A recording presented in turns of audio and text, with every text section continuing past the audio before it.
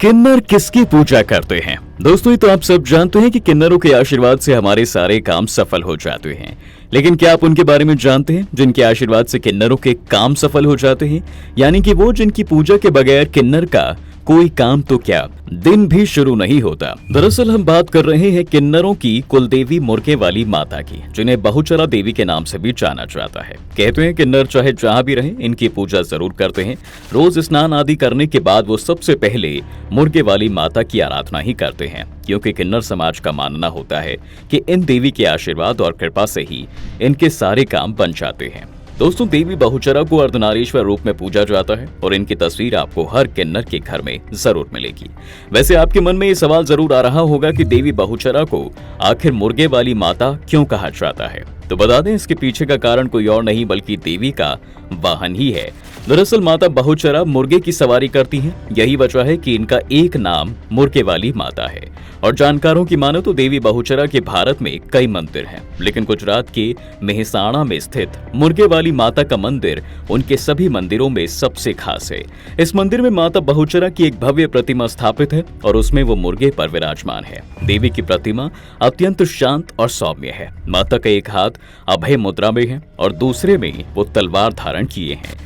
दोस्तों, इस मंदिर में जो भी किन्नर देवी के दर्शन के लिए आते हैं, वो उन्हें चांदी का मुर्गा जरूर अर्पित करते हैं।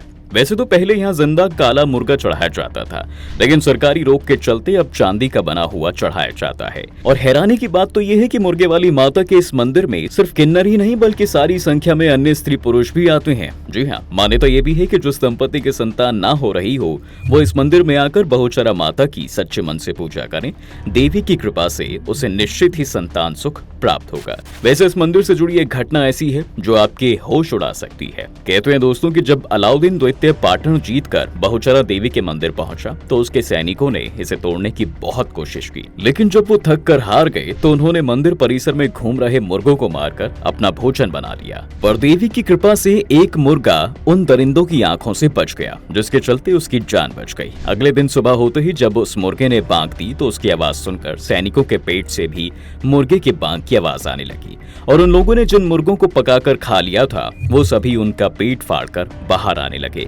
ये नजारा इतना खौफनाक था कि उसे देखकर बाकी बचे सैनिकों के छक्के छूट गए और वो तुरंत वहां से भाग निकले। तो दोस्तों, ये तो थी किन्नरों की कुलदेवी की महिमा। चलिए अब लोगों को किन्नरों के देवता के बारे में भी बताते हैं, जो कोई और नहीं बल्कि महाभारत के सर्वश्रेष्ठ धनुर्धर अर्जुन का पुत्र इरावन था। देखिए, अर्जुन ने द्रौपदी के अलावा सुभद्रा और नाग कन्या उलूपी से भी विवाह किया था। जी हाँ दोस्तों, जिसके बाद उलूपी से उन्हें एक पुत्र प्राप्त हुआ और उसी का नाम इरावन रखा गया, जिसे किन्नर अपने देवता के रूप में पूजते हैं क्योंकि वो उनके भगवान हैं। इतना ही नहीं, तमिलनाडु में भगवान इरावन की खास तौर से पूजा अर्चना भी की जाती है। दरअसल साल में एक दिन देश भर के सारे किन्नर तमिलनाडु के कोवागम गांव में इकट्ठा होते हैं। उस दिन वो सभी एक दुल्हन की तरह श्रृंगार करके तैयार होते हैं। हाथों में रंग बिरंगी चूड़ियां होती हैं, सुंदर सी साड़ी और बालों में गजरा आदि लगाकर वो अपने भगवान इरावन से विवाह करते हैं। पौराणिक कथाओं के अनुसार इरावन भगवान का विवाह सिर्फ एक दिन के लिए हुआ था और अगले ही दिन उनकी बलि दे दी गई थी। इसलिए सभी किन्नर एक दिन के लिए उनसे विवाह करते हैं और फिर अगले दिन उनकी मृत्यु का शोक मनाते हैं, जिसके साथ ही उनका वैवाहिक जीवन भी खत्म हो जाता है। यानी कि उनका शादीशुदा जीवन सिर्फ एक दिन का ही होता है। अब अगले दिन इरावन भगवान की मृत्यु पर वो बिलख बिलख कर रोते हैं और दुख मनाते हैं। और आपको बता दें दोस्तों, कुवागम गांव में रावण भगवान की आराधना कूथान दवार के रूप में की जाती है। तो दोस्तों, अब तो आप जान ही गए होंगे कि किन्नरों के देवी देवता कौन है। जानकारी अच्छी लगी हो तो वीडियो को ज्यादा से ज्यादा शेयर करें और साथ ही कमेंट में हर हर महादेव जरूर लिखें।